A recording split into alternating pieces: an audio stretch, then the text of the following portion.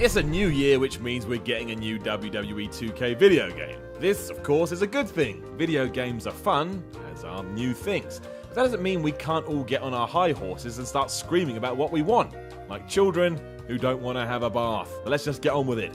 I'm Simon from WhatCulture, and this is WWE 2K18 and the 10 most wanted new features. Number 10, a complete game engine overhaul. I remain impressed with what 2K has been able to do with the WWE series each and every year, and genuinely think the last couple have been the best in ages. But I can also tell that we're still using a pretty old engine here, and surely the time has come for a brand new one to be introduced.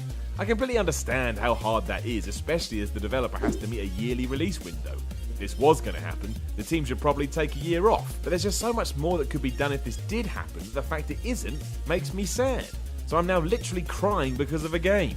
That's not cool. A new engine would not only mean better graphics, better gameplay, better animations and better character models, but it would also open up the door for so much more to be achieved in-game. There's elements here which you can tell have been hanging around since SmackDown, and that came out in 2000. Most of you weren't even born then.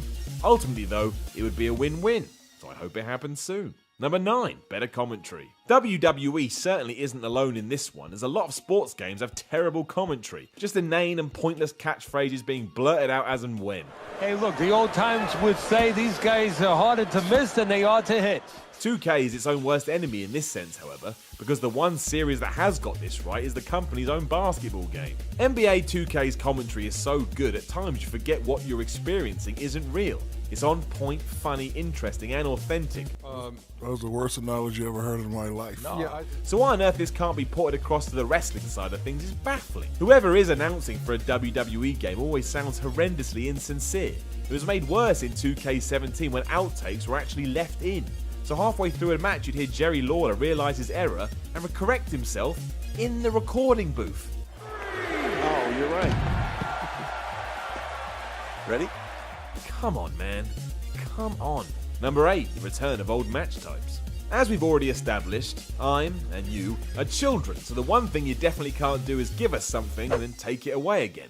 All we're going to do is shout and scream until we get it back. With this said, 2K18 has to feature more match types than any other game in the franchise's history. 2K17 didn't have tag team table matches, and didn't have tag team ladder matches, and didn't have an Inferno match. This is just the tip of the iceberg because there's more, but if it can potentially be done in the WWE, you can bet your ass I want it in the video game version. Plus some of these have been in older iterations, so don't strip them away.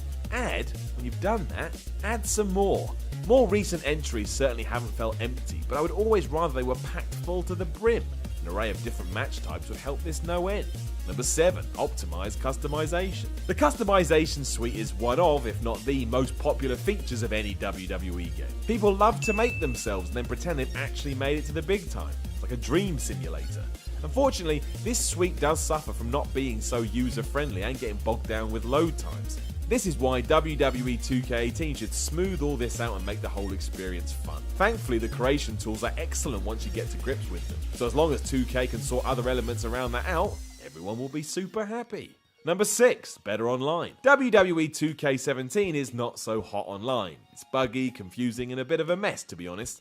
That ruins the entire purpose and means it may as well not be real. And in 2017, that just shouldn't be the case. 2K understands how important the community is and gets it right everywhere else. So this year, the online portion of the game has to get all the attention so that when you play against someone on the other side of the world, you can do so without wanting to pull your own hair out. Online multiplayer should reward, not punish. When something is this bogged down, eventually just give up, meaning a whole mode is now cut off from you. And that is not fair. Number 5, better value DLC. The hardest thing about developing a WWE game is keeping up to date with the roster. It changes so frequently you can't blame them for not being utterly up to date when release day rolls around. This, however, does make DLC imperative to the WWE 2K experience. How this is executed, however, is up for debate. Take WWE 2K17. One such DLC package was being able to buy Luke Gallows and Carl Anderson, but given that they had been with the company for ages at this point, having to pay for it seemed unfair.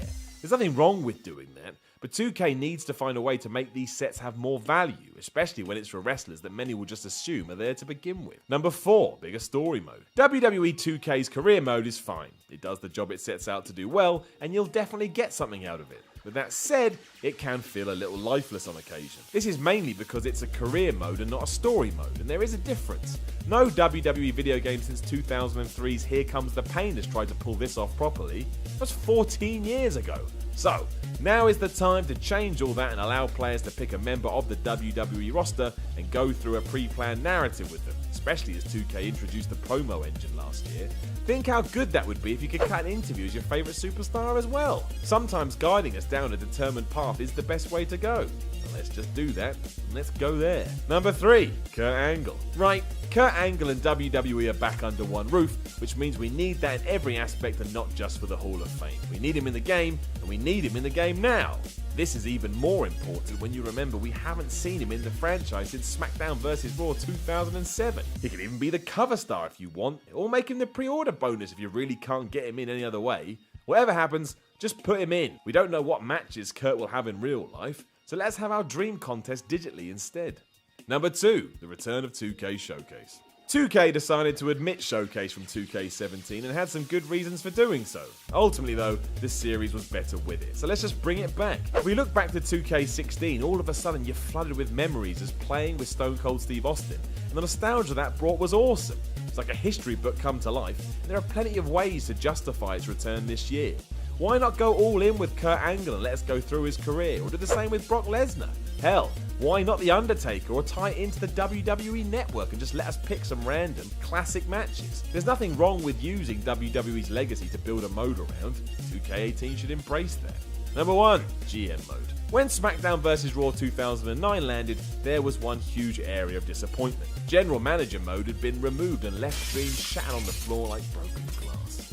It was a shame because GM mode allowed you to tinker with brand rosters, make your own matches, and let your own storylines play out in front of your face. It was basically putting you in the shoes of Vince McMahon, and Universe mode has never really been able to replicate that. Given that we had the brand extension last summer, there's even more reason to bring this back now. You could even work the rivalry between Mick Foley and Daniel Bryan in if you really wanted to, or go one step further and get Stephanie and Shane McMahon involved too. There's huge scope to make this a proper selling point this year, so it's time to make it happen. Or else.